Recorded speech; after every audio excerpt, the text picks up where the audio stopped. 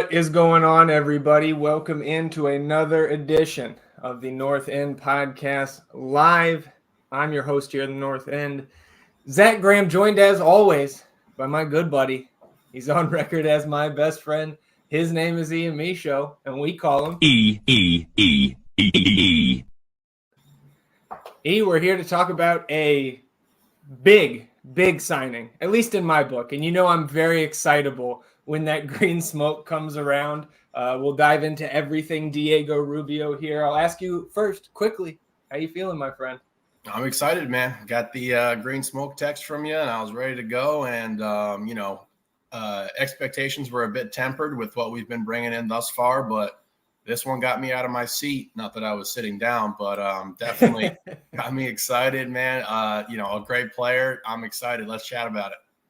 Yeah, I see some more friends filing in here. Good to see Harry Reglas in the chat. The Iron Verde. Good to see Jose in here. We'll definitely bring you guys into this discussion here in a few minutes. Wanted to read through the press release. This all happened very quickly. Shout out to the team for getting that info. The smoke to press release ratio has been shrinking this offseason. That's good. Efficient. I'm a fan of that. So a little bit from the press release here. Austin FC announced today that the club has signed Chilean international forward Diego Rubio to its MLS roster. Rubio joins the Verde and Black as a free agent acquisition on a 1-year guaranteed contract through the end of 24 with a team option in 2025. Rubio began his career with Colo-Colo in his native Chile and transferred to Portuguese giant Sporting CP in 2011.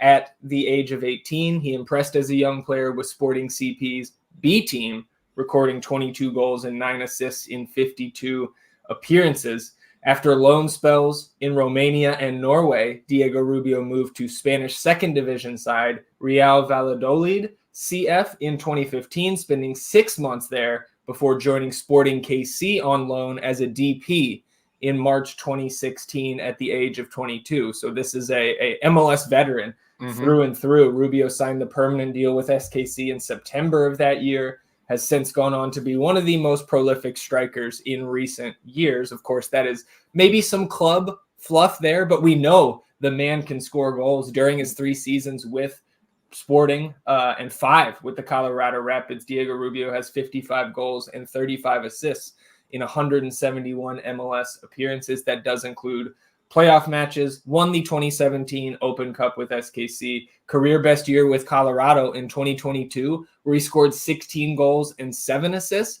I believe that record, I think that was the franchise record-breaking goal, 16th goal, was against us on decision day, if I recall correctly. That was the Lalas Abubakar non-red card where we left 1-1 draw, just irritated, irate. So Diego was quoted in the press release, says, quote, "From the perspective of a visiting player at Q2, I experienced the incredible passion that Austin FC fans have for their team and their city. It's one of the league's best atmospheres. I can't wait to play there for the first time as a member of the home team." And Rodo quoted at the end saying, "Diego is a proven goal scorer in MLS. We believe his abilities fit well with the club's style of play. We want to wish him, his wife, and his 3 children a warm welcome to Austin." Diego Rubio has also made 12 career appearances for the Chilean men's national team, most recently in March of last year. So coming in on the 1+1 deal, we had Jeff Carlisle, who I do want to talk about in a minute, report that it's going to be around $350K here. That is half of what he made last year as a DP, or not as a DP rather, but as a max cap hit player for the Rapids. He made $714K was his cap hit in Colorado last season, and has had his green card since 2017. So Chilean national not taking up an international slot on this roster. I'm excitable in times like these, but considering the state of the team, the rebuild that we're in this year, the quality of the player for the reported price, this is a 10 out of 10 signing for me. Your thoughts? I'm with you right there, man. And you see it's the 1+1, and we keep harping on the fact that we still have this other window coming up in the summer here where we really think we're going to start to make some noise. And all of these moves have been made without having dudes pushed out into 2017 and 2020 or 2027 and 2028 and things like that. So it's like, there's a vision in place, and we knew we needed some depth here at the 9. I personally was calling for somebody who could get their own shot, could develop like outside of the box and be able to put something on net that we're satisfied with. And this is definitely somebody who can do that. You saw the assist as well, a guy who can distribute. I'm just very excited. I remember watching him versus us and just being like, yeah, he's a difference maker. He's an impact player out there on the pitch. And those are the type of guys that we really, really need right now. Yeah, man. He's going to slot in, I would think, right away and be competing with Jassy for starting minutes here. Yep. And at this point, again, we're less than an hour away from the smoke tweet, removed from the smoke tweet, about 20 minutes from the press release. So I think everybody's mind is kind of buzzing. Mine certainly is. Again, I'm not surprised if he starts. At the end of the day, I'm just happy we have a proven MLS vet with a lot of upside for the reported price. And the depth chart grows at striker. And now, again, like we mentioned the 1+1, the fact that he could be gone in 9 months, again, opening up that roster spot and that cap space, or we've got cheap Diego Rubio for 2 years if he's playing well. Very easy for him to outperform that contract right now. $350K coming in with the production that we've not had at the 9 for our tenure here as Austin FC fans. You got to be excited about this. Diego comes in, man, somebody who, again, we talked about, proven MLS veteran. So it's like he's been through the training camps. He's done these things. He's obviously going to have to get acclimated to our style. We will get him up to speed with that. But again, somebody who comes in and he's going to be ready to go. He's going to be good to go. It's interesting that there wasn't a larger market for him, in my opinion. Only 30, you know what I mean? Like he could be on the tail end of that peak and prime, but still not so far removed where it's like, this is not something to get excited about. And then you look at the depth chart with G there. I'm going to be not shocked at all if Diego's the starter. I think G might be better suited for spot minutes coming in certain situations, maybe when we're down, putting those crosses into the box, letting him do what he does best there, kind of be a garbage man and clean up. Diego can facilitate out of that center forward position, striker position. You see the assists again, we say 55 and 34, so 89 contributions across 160 something games. Like we love to see that, man. This is good news. This is good business. No less than 4 assists for Rubio since the 2017 season when he had 6 goals and 2 assists. Again, 16 goals in that 2022 season. I want to check in on the chat here. I know some of our friends have been going back and forth. Harry saying, still just like that it's an over the age of 30 signing. I get that. But again, just going back to the 1+1 nature of the contract where it's it's a 1-year flyer. And then you've got the bonus of being able to bring him back for cheap if you want to next year. Iron Verde saying the same thing. At least it's only the 1 year. It would nice to be able to bring in somebody younger. Certainly in agreement there. And then Reglis pointing out he did have this knee surgery, kind of derailed his season last year for Colorado. I know like the biggest knock that I have in my head against Diego Rubio is he and a bunch of other first teamers lost to Dynamo 2 last year for Colorado Rapids 2. So I remember we gave him a little guff for that loss on the podcast last year. But going back into that injury, going to the press release late February of last year, the Rapids announced they would be without Rubio during the early portions of the season. He underwent a successful arthroscopic procedure to remove a loose body in his right knee, was expected to be sidelined 2 to 5 weeks in recovery from that procedure. I think that ended up on the kind of 5-week end of that, going back through his match log last year. If I can pull up 2023, when did he debut? I mean, it was no rush to get back for that team. That's for sure.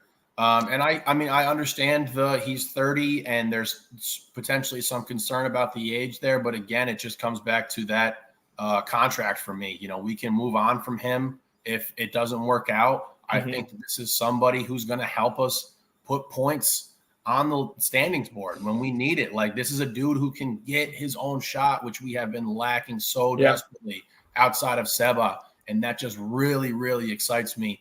And then, with the ability to shift Obi over there into that 9 spot, you can kind of get a little thunder and lightning with Giassi, a little fast speed guy over the top who can make some runs behind the lines and get us active in front of that net.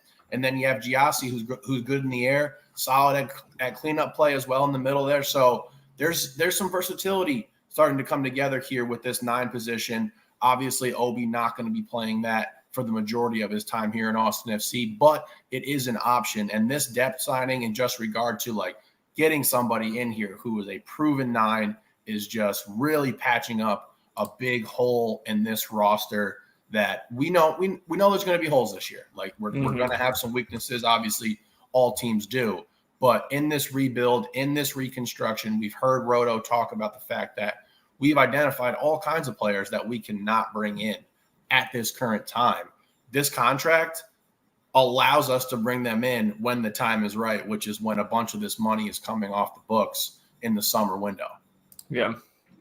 Good to see Lojo in here. Then there's a group chat reference for you there with Blake Wesley. Poking the bear. Good to see Timothy English Black in here. RB says give RB a contract. Oh, snap. Now, we already signed RB2 to a deal, man. We can't we got him on the futures deal, right? We can't have too many father-son duos on this team. Brian in here says, as a Steelers fan, I hate the Deontay jersey in the background. Yeah, 2 months ago I was saying that jersey was almost about to come down off the wall. Yeah. Put the Arthur Smith up now. Yeah. Fresh legs says Rubio does score goals. And we like him. And can get his own shot. I just can't emphasize that enough. This is a dude who can beat you one-on-one and put something on the net, and we have not ever fucking had that at the 9 outside of some sassy flashes. Right. Right.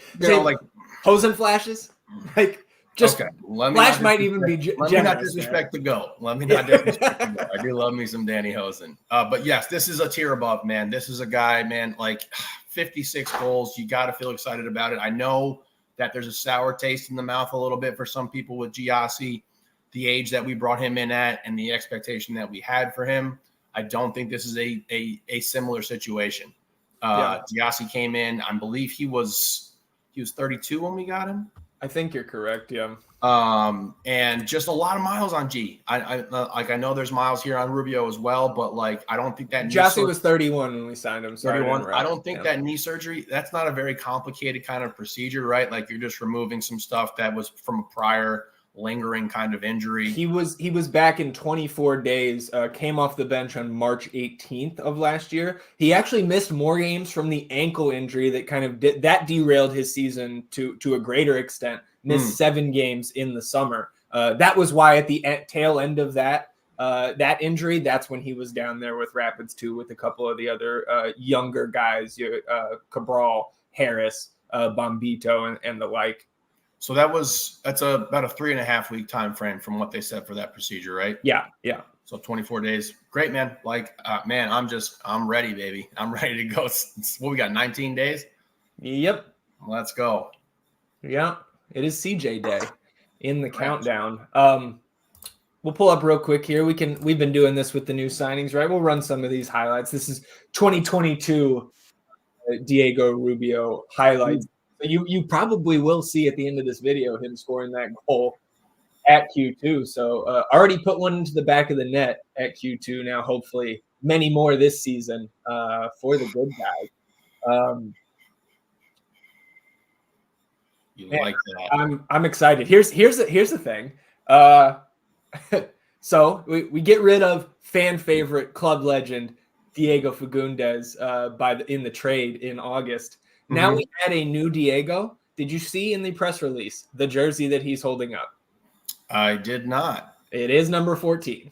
Interesting. Yeah, so new Diego. All right, I guess we're just going to try to whitewash it and try to move on from it. I'm fine with that. Got multiple Logans in here? There's plenty of Logans to get him in here. He's good. The defense is nervous. Yes, dude, I agree. Just pressure when he has the ball, you have to respect his shot ability. Obviously, you've seen some rippers here, man. Oh, and look, we're gonna have another Diego on set pieces now. And taking free kicks. I was gonna say we like that. Yeah. Daily Archives in here saying, "What's our cap sheet looking like with him now added?" Good question. Good question. Already been in the sheets this morning. It's tough to tell because it is very rare to have the salary reported as Jeff Carlisle did this morning. So like any of our other signings that we've made, including the guys that are back, like Ethan Finley, right? Guilherme Biru, who's not here quite yet. We don't know the salaries of these players. There was a Giassi point blank miss on those highlights. So these guys played together, right, for a season in Colorado, or slightly less than a season because that was the Giassi trade. Do we know how we were using him, or they were using those two together? I don't, to be honest. I do remember that the game at Q2 on decision day 22, Giassi was off the bench. They started Darren Yappy in that game. I mean, I can't tell for sure, but you do see here Diego a little farther behind that striking line there. Yeah. Or maybe they were staggering them like that. They're in right there. There's Giassi right again. there. You saw him kind of distributing there with G in the front. Yeah. So familiar with his game. We like that. Hopefully the tenure was, they were pretty solid teammates together. But, man, just like the turns, man. Yeah.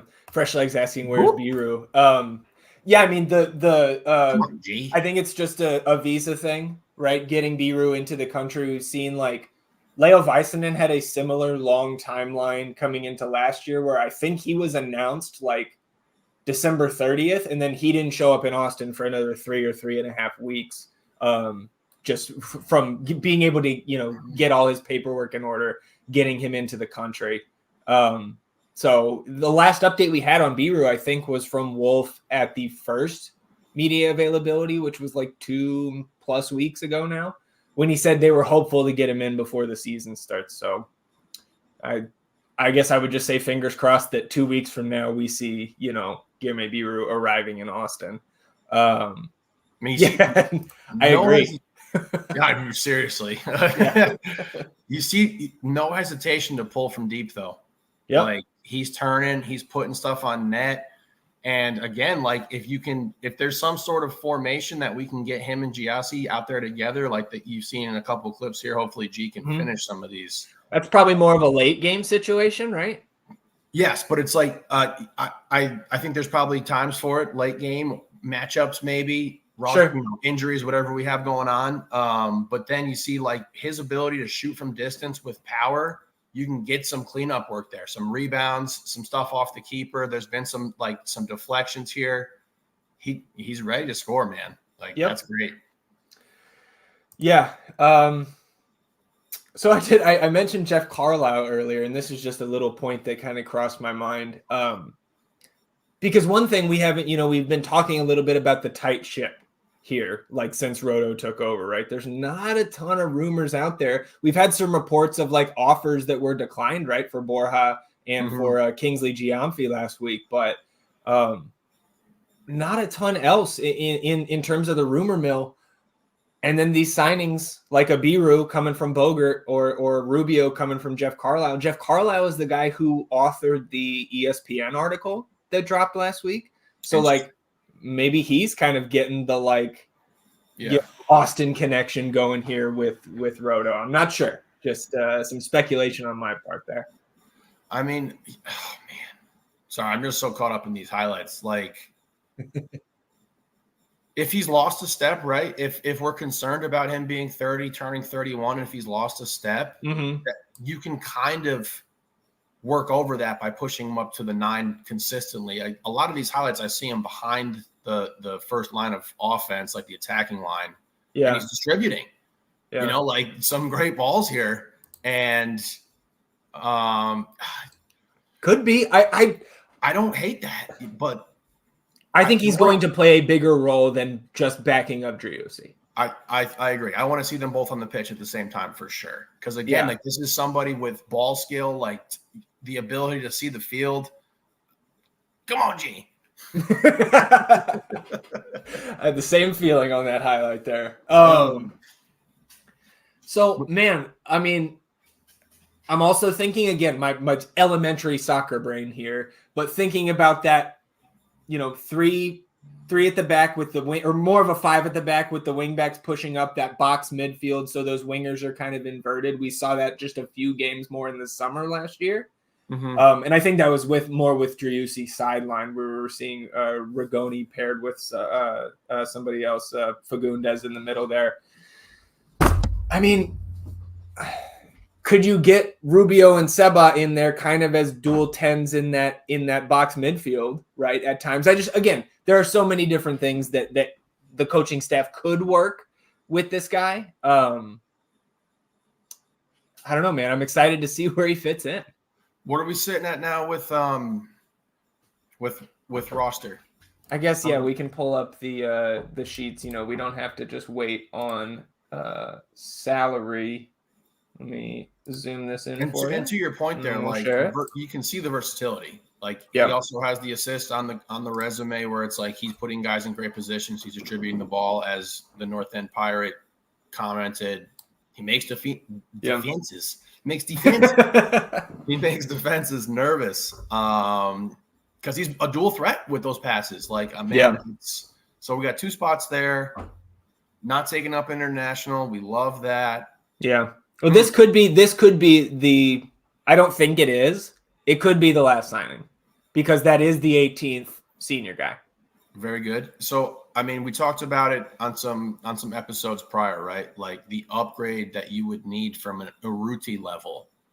Yeah. Well, we just got an upgrade over Maxi for half the price. Exactly. Like, this is somebody who is clearly an upgrade over Maxi, and the price that he comes in at is just absolutely fucking ridiculous. The 1+1, we control everything there. So it's like, you can play good here, you can get adapted to it, and you can have a home, or we can move on from you. It's exactly what we needed right now. Yeah. It really is. I think that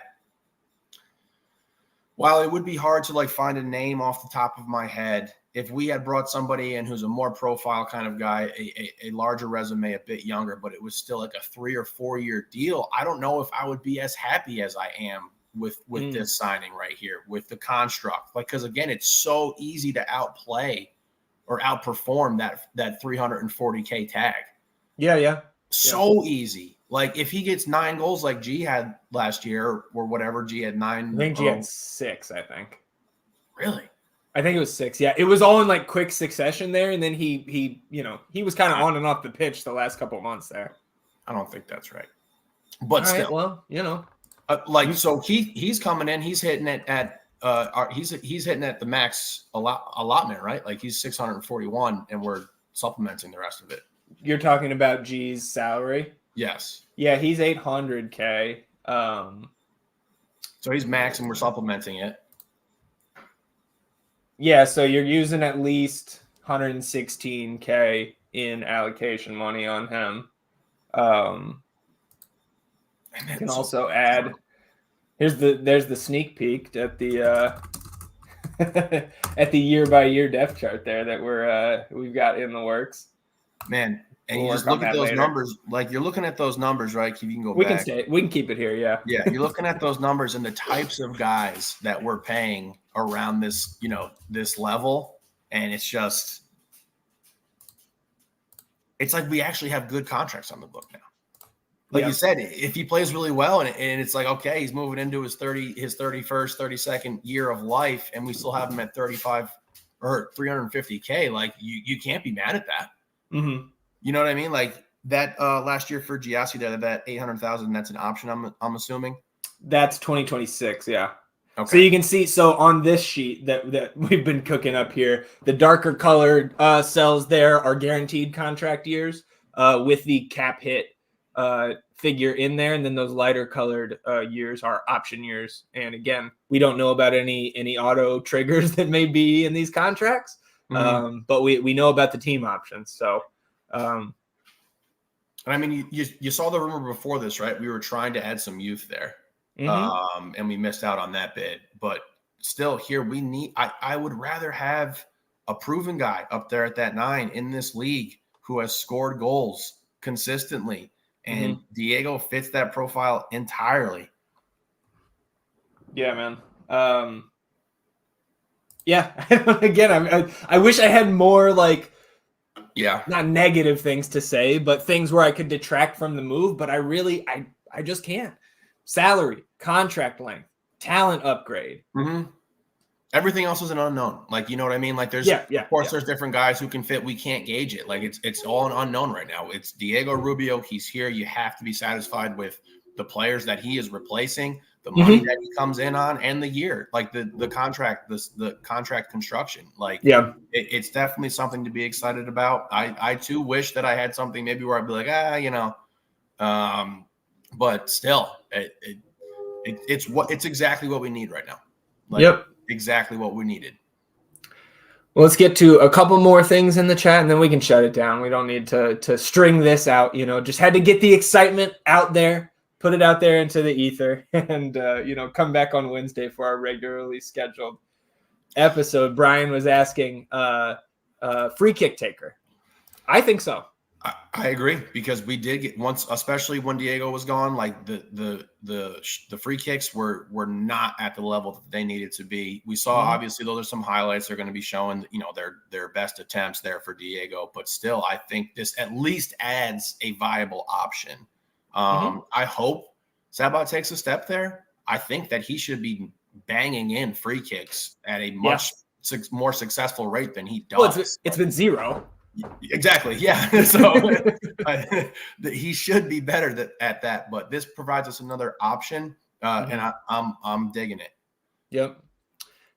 Fresh Legs asking over under 10 goals for Rubio. I will take the under right now. Okay. I would love the over. And again, our over unders, we never want to step on Moon Tower's toes. So I know they said their over under competition takes place this week. That means sometime after this week, we will get our little head to head over unders out there as well. If you're giving me a 9.5, I'm going to go ahead and take the over there, Legs. Okay. Nice. I like it. We can put that one on the board officially next week. Thank you for the prompt there. There you go. But again, I know that there's concern and trepidation about, getting excited about this upcoming campaign for this team. But if you look right there at the senior departures, who we have gotten rid of and who we have then replaced those players with, we are going to be a better team than we were last year. Yep. We are. As long as we can stay healthy, which I understand is a huge part of this. Right. And when you're saying that, you're not saying that the team is jumping up to a top 4 position, right? Of course not.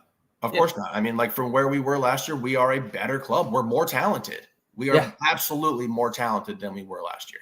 Yeah, I'm with you. And there's nothing else to do really, but add for the next 3 weeks, right? And then I believe that window actually stays open until early April, if I recall correctly. Brian asking again, is he your day one starter at striker? I think game one, less than 3 weeks away now. I still have Zardes slotted in there. I think given the timeline, I'm going to stay with G, but eventually have him being overtaken by Diego. I think Ari's, I agree with him. We see him and Giassi splitting starts. And I think that's a great setup, just given where we were at yesterday at striker, to add Diego Rubio in here. Just it makes you feel a little bit more safe. Again, in terms of staying afloat, you got to stay afloat till the summer. Yes, gotta be. We don't have to be, like in the top 4. We want to be in striking position for a home playoff game, if pop. Like that's my highest level of expectation, where it's like in contention for a home playoff game. Come that summer window, you retool, and we make a real run for it. And like to Ari's point there, with these two guys, their age, the amount of miles they have on there, that is an advantageous, efficient way to get them on the field, healthy, ready, body prepared, good to keep them healthy. Yes, exactly.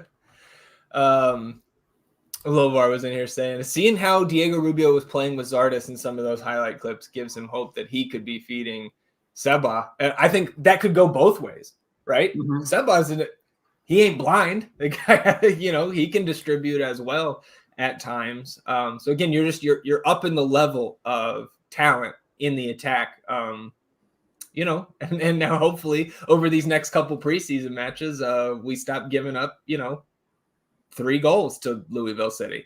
I don't care who's out there. I don't want to give up 3 goals to Louisville. Understood. Look, I'm super excited about the pairing of Rubio here with Obi. And with that being said, also the Seba pairing with Obi, because again, that variable of speed to be able to make runs behind the line, like that is something we have lacked. So you saw some balls from Rubio there where he's playing guys past the defensive line. We're getting into advantageous, or they were getting into advantageous positions. I'm excited about that. Yeah, Brian's saying playing a double 10 when we need a goal or two is clutch. I agree. David in here, listening in from north of the border, up there in Ontario. Love to have you, David. Thanks for tuning in, bud. Stay warm, brother. Let's see. Yeah, and Ari says, we talked about this a little bit. I don't have many thoughts. I mean, we just don't. There's no numbers going in the rafters this year. Yeah, that's the way I can, like, that's a whole legacy thing. Like, you know, obviously getting your jersey retired for the club. The impact. Does that even happen in, like, I know Brian says there's no such thing as retired numbers in soccer. Like, we could start the tradition. Like, I don't know. That'd be a bad look for us. I don't think there are there's anybody who has been on this roster or is currently on this roster who is anywhere close to that type of status. Except for Danny Hosen. Yeah, of course. Yeah, I'm not going to read too much into that. I don't know the inner workings of how they're giving out roster numbers here, or if he just like flat out picked that. And I'm not going to read too much into that one. Right, for sure. Mexican in here saying he can do better than what Zardes did in 23. Yeah, we would take that for sure. The bar has not been set high by Urruti, G. It's a low bar right now. Hosen, so it's a real low bar. John Gap. So, you know, again, the upgrades. We're a more talented team, man.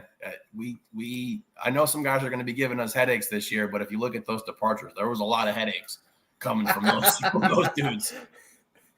Very good point, Aris. We have a chant for him already. Although, you know, he hasn't scored a goal yet, so we can't sing it for him yet. And you'd have to change, like, he didn't score the goal, right? That's always Fagu. He scored the goal. The goal.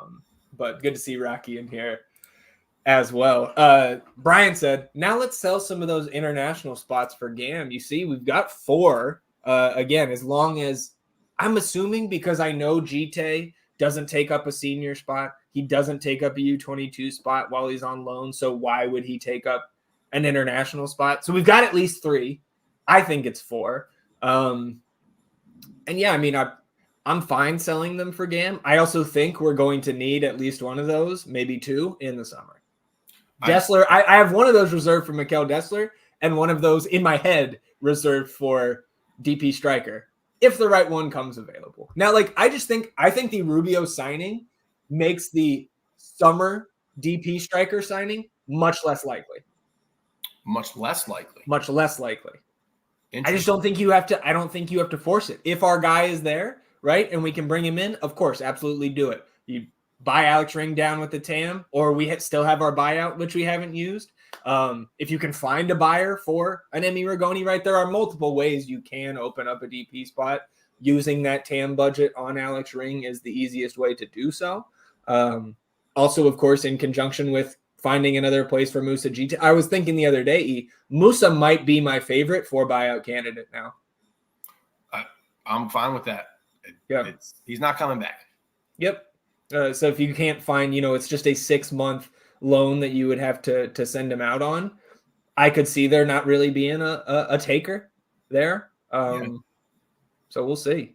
What would you? I mean, obviously this is a long ways away. So if you feel less likely about a DP striker there, where would we be looking? You think? Maybe center back help again. I don't think I'm not saying it's not going to happen now. I think it's just it's less of a need if those guys are both healthy.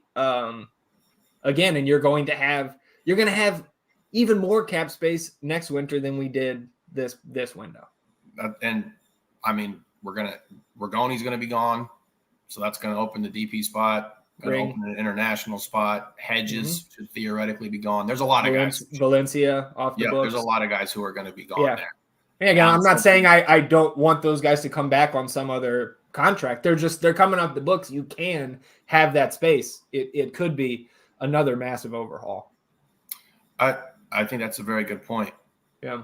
But again, I would love to see a DP striker come in today. Yeah. Summer, that's great. Again, it's whenever Roto can find his guy and get him here. It's just this Rubio signing is, again, I know I've said it 4 times already, but this is a 10 out of 10 for me, all things considered. I'm going to go ahead and give it an A+. And, man, if that doesn't even get me more excited about being 19 days away here, I don't like this is peak. I'm peaking. Yep. And Regla's saying you could call up Austin FC 2 players if we're in an emergency situation for sure. Yep. I don't think I've already been saying on the podcast for weeks. I don't think Sebastian Pinot, as much as we love him, is going to play first team minutes, certainly this season for Austin FC. But at other positions, I think, and this is some serious fan fiction by me, I think we would have seen Val Noel on a supplemental spot if he wasn't international. I was going to say that the one for me to watch is Val. Yep. I think also the longer we go without a 4th true center back, the more likely it becomes that we could see Sal Mazzaferro. But also hold on. One last thing, then we can shut it down. Isn't Sally Maz a Canadian? Or am I tripping? Yeah, hometown Toronto, Canada. He's an international as well. Unless maybe green card or some other sort of official procedure there that I just am not educated about. But yeah, that's, if he is international, obviously huge hurdle. Yeah, they're not worth it at that point. The juice is not worth the squeeze for both of those guys, even though I'm excited about both of their prospects, and Val has been absolutely balling out. But yeah, that is something that is definitely hindering them. Yeah. Well, anything else for you? Obviously, we'll have we'll have 48 hours to marinate here. And then Wednesday after 3 p.m. Wednesday is our match against Chicago Fire. That one I don't believe will be streamed, but obviously we will be online and trying to pull as many morsels out of that one as we can. Nothing more for me, man. Just I'm peaking. Yeah. And Ari says he doesn't know if it's a 10 out of 10 for him, but he definitely feels better today than last week. And that's all we can really ask for, right, Ari? Yes, truly. All of us feeling good together. We love to see it. We appreciate everybody tuning in, stopping by here in the middle of their workday on a Monday. Look, Roto brings us the big signings. We go live. So appreciate all of you tuning in and messing around with us together. Hope to see you guys back here on Wednesday evening for the next episode of the North End podcast. On your way out, like the video, like the tweet, the Instagram, follow everywhere, wherever you are tuning in from. Help us grow the pod in that fashion. We would greatly appreciate it. See you guys on Wednesday. Until then, he is E and I'm Zach. Vamos Austin FC, everybody. Goodbye. 1, 2.